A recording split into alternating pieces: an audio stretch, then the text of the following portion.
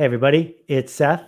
Thank you for tuning in. We are live. This is the first of a series of 6, and I cheated by starting with an all-star. I want to tell you just a brief story about when Michael and I first worked together.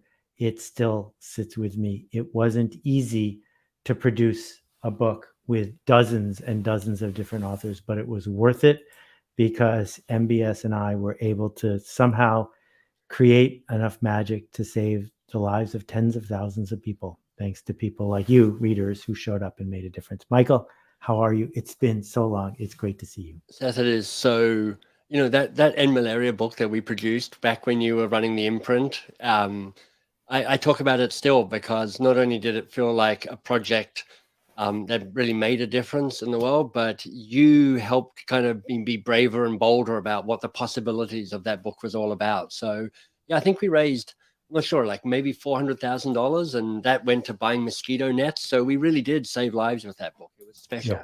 Yeah. And what it reminds me of is a lot of us are waiting for an engraved invitation to show up and find meaning and make a difference. But I had a little bit of a following. You were just getting started. Right. $400,000 is a lot of dollars. That's right. And it's amazing what happens if someone opens the door, turns on the light, and decides to do something.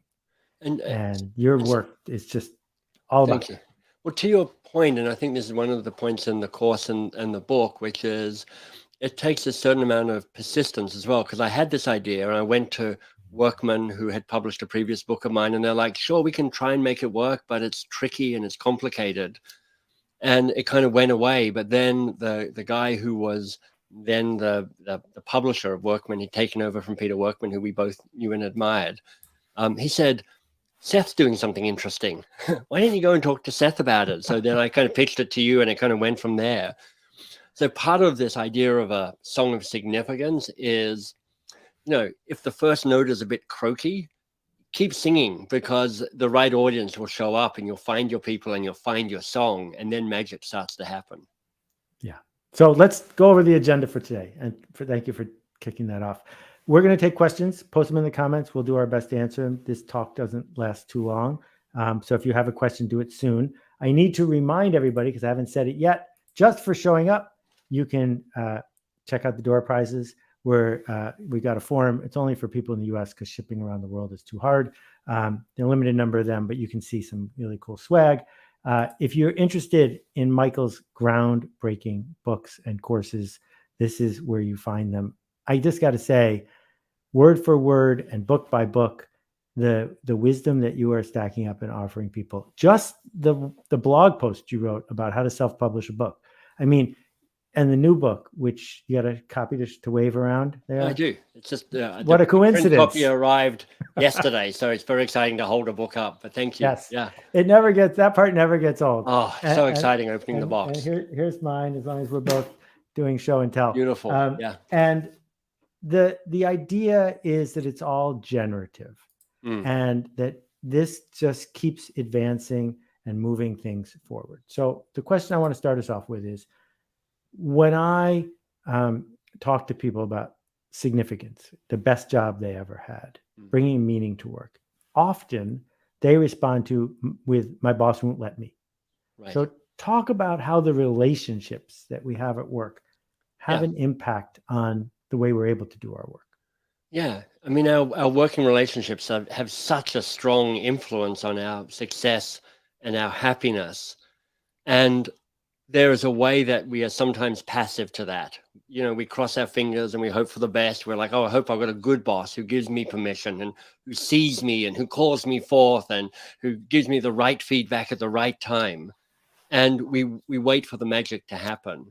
And what I hope for people is that they take responsibility for shaping the best possible relationship with the people with whom they work. And they're not all going to be brilliant. It's going to be a bell curve. You're going to have some ones that are hard to work with, a struggle, and some that are kind of in the middle and okay, and some that truly light you up. But my belief, Seth, is every working relationship has the possibility to be probably a little bit better than it currently is, to live into its potential as the best possible relationship. And then here's where the real magic works. When you take responsibility to start shaping those relationships, you're moving into an adult to adult relationship. And so much of your work is around how do you stay human at work? How do you remember your humanity so you can tap into the work that is about your dreams and your skills and the impact you dream of in the world? And it helps when you show up as an adult like that. And taking responsibility for the relationships is how you find the space and how you find the encouragement and how you find the capacity within you to be courageous and sing a song of significance. Wow. This adult thing is fascinating. A lot of us don't want to be in the adult world, and it's easier to stand in the corner and explain why we weren't allowed to do what we wanted to do.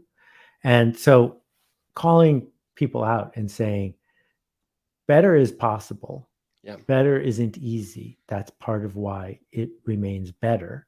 And getting real or not playing is such a critical choice to be able, I've had not very many real jobs, but in one of them, my direct boss took the other diagonal boss out to lunch and tried to persuade him to fire me. Right. And in my last really big job at Yahoo, the boss wanted absolutely nothing to do with me. Right. And what I chose to do was just shun the non-believers and figure out where I was welcome and make a ruckus over there. Right. But if I had known you, I think it would have behooved me to have one of those adult conversations. Because guess what? That person you're having trouble working with has a noise inside of their head, fear inside of them. And it's just waiting for somebody to connect with them. And it could change everything. Yeah. The last working serious job I had, it finished with me getting fired. And that was quite a liberating moment for me after the kind of the shock of being fired. It was like it opened a moment of freedom for me. But in retrospect, I spent the time feeling a bit victimized by my boss, who was struggling and a bit kind of the nickname was Red Dot, named after the assassin's red dot that arrives on your forehead just before they fire the bullet, because she was pretty mean in meetings. But I'm like, she was just out of her depth and she was struggling. And I wish I'd had the courage to go, how do we build a better working relationship so we can navigate this hard time together? Yeah. Beautifully said. Let's go to some questions. Yeah. This one I think is a good place to start. It's very small type. I hope people have big screens. I was lucky enough to read advanced copy. Thank you. Well, thank you. How do you persuade colleagues to help you move an organization to enrollment and creating the best job its people have ever had? And if you want to take a crack. Well, I do it by one conversation at a time, because when you're trying to persuade colleagues, you're like, that's a lot. When you think to yourself, who might be champions here for me? And I would imagine a 2x2 box. One is influence, high or low. And one is relationship, high and low. And you could just start plotting out some key names. And the people where you go, you've got high influence and we have a high relationship, you'd be a good person to start with. Yeah. And you have a high influence, but we have a low relationship. So that tells me what I might need to do to try and become more influential with you. And you and I have a high relationship, but you're currently got low influence, but I might be underestimating you. So maybe you've got other ways that I don't even understand yet. So I would find your people, be smart about it, and then begin a conversation. Lovely. I've never saw an XY that I didn't love, but I will respond with one that isn't that, which is we are tempted to, again, want to be picked and to avoid responsibility. We are tempted to want to be given authority and to take credit. Yeah. What happens when we turn all of those things upside down? When you say, I will take responsibility and give away credit, and I will do it with no authority whatsoever. Yeah. What happens in institutions that I have seen is when someone is walking around giving away credit, taking responsibility for the things that don't work, and showing up to make small promises and keep them, they tend to get a chance to do it again. Right. And significance then becomes contagious. And it doesn't matter if you're a barista or you're working in an emergency room. It's exactly the same thing. We are not as controlled as we think we are, unless you work in a warehouse at Amazon. And in general, what we want is for the industrial system to keep its promise, but it's not gonna. So we have to make a different promise. Yeah. I heard once, Seth, somebody say, nobody likes to be the first person who says hello, but everybody loves to be greeted. It's And lovely. if you're able to be the first person who says hello, which is the first person who keeps your promise and the first person who reaches out and the first person who gives credit, you start something amazing. You role model possibility. Yeah. All right. A couple more questions as we race through this. Both of you have talked about getting fired. How do we make young people who don't believe they can afford to fail feel safe to try being more human in the workplace when the result might be losing their job? I think it's probably worth not trying to actively get fired. I wasn't trying to actively get fired.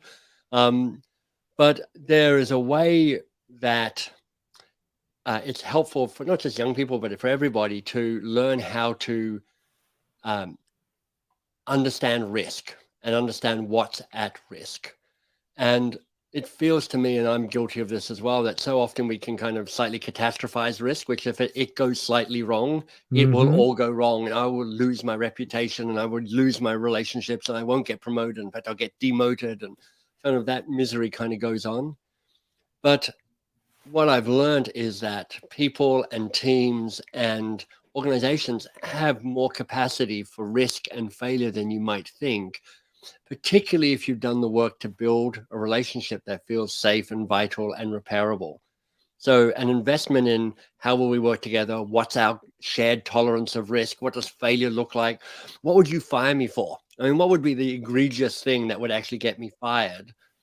Talking about that, in other words, talking about how will we work together before what will we work on often sets a greater capacity for what's possible and what we're going to end up working on. Yeah. And this idea of why you got fired is critical. Right. If you work at a place that's going to fire you because you got something wrong in alphabetical order, you probably don't want to work there in the first place. Our fears are all about things that happen in the movies, but almost never happen in real life. And the thing that you're actually going to get fired for is probably omission, not commission. That's right. It's probably that you amplified personalities when you could have been amplifying generative contribution. And that's not what we get scared of. So my second talk on the main stage at TED, there's so many things to worry about, and they amplify it backstage before you get on to make, they somehow think that's going to motivate you.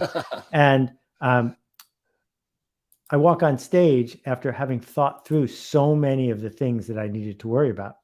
And Herbie Hancock's piano was right where I was supposed to stand. Amazing. That's not my fault. There's nothing I could have done to make it so that I could stand in the right place. And so the fears that I had that my slides wouldn't work or I would forget the order of things, all of those were irrelevant. What actually happened was an asteroid came from outer space and landed right where I didn't expect it. So your risk analysis makes perfect sense to me. Yeah. Because we're actually afraid of the wrong things. Yeah. And the goal is to be missed when you're gone, not to make it so that you are never gone. So how can you show up at work in a way that you would be missed?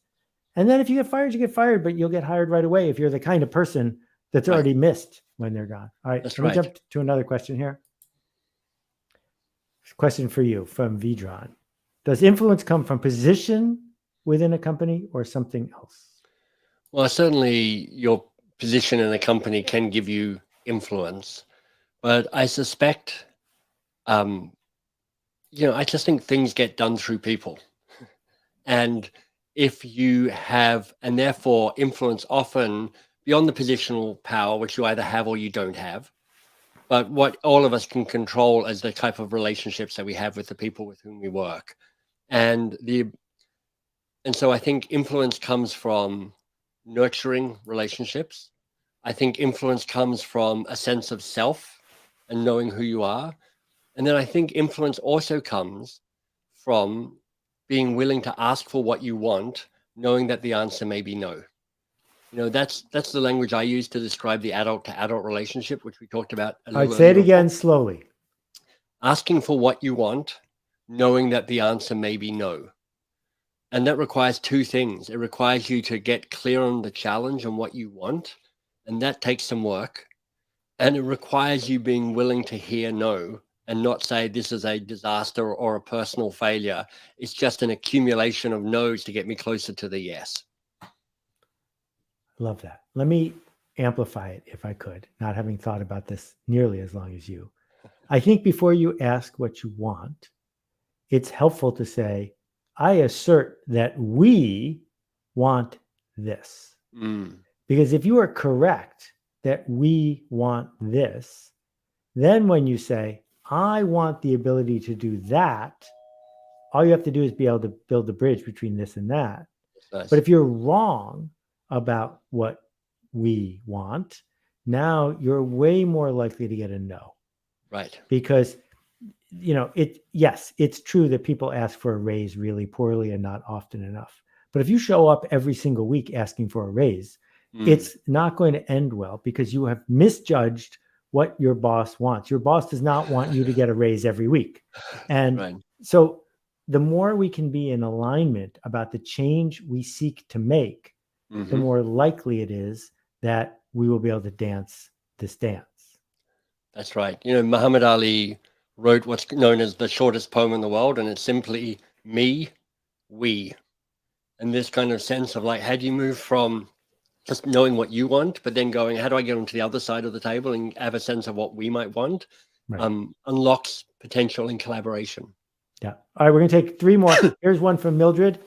How do you get rid of the feeling that you are bothering your director? He's my mentor as well, but it seems to be bothering when I ask for a meeting. Well, it's really easy to make up what you think is happening, to misinterpret and realize that one small piece of data, which they looked a certain way, you go, well, let me interpret what all of that means. So I think often the easiest and laziest thing to do is just check in with them. You just say, hey, and it's kind of like that conversation about how we work together rather than what we're working on. You might say, look, I really appreciate your role as a mentor. You are a great guide to me. I feel very supported by you. And I also don't want to overstep my welcome. So is it okay if I ask for what I want? And is it okay if you say no, if it's not, the timing's not right, or it's bothering you, and we can find a different time or a different way of doing that? And you're now having a conversation, not about the thing you need help with, but how do we work best together? And that way you stop making up stuff about them, and it's like what Seth is saying, you have a we conversation, which is like, how should we be best together? Yeah. We've been indoctrinated for 12 or 20 years by the school system and everything that followed to be slightly insecure, to try to solve our problems by buying stuff, and to follow instructions. And what if we turn the conversation upside down and say, if I was the best mentee this person had ever had, right, what would I be doing? And if this meeting I am calling was the best meeting that person had all day, what would the meeting be like for them? Because you're not a drowning person. And that's good, because drowning people are very hard to work with. What you are is somebody who is swimming in the same lake as the person you are with. And doing that as a duet doesn't mean you have to be the biggest, strongest swimmer. It's fine for you to be more junior. But you also have to make it so that the other person's glad you're in the lake. Yeah. And again, it gets back to this idea that responsibility. It's easy for people to look at the work that you and I are doing and say, oh, this is all new agey stuff. They just want bosses to give everything away. And we're actually saying the opposite. We need to relentlessly raise standards, but not criticize the contributor, criticize the work. Right. And if we can be adults about the work, then things will happen.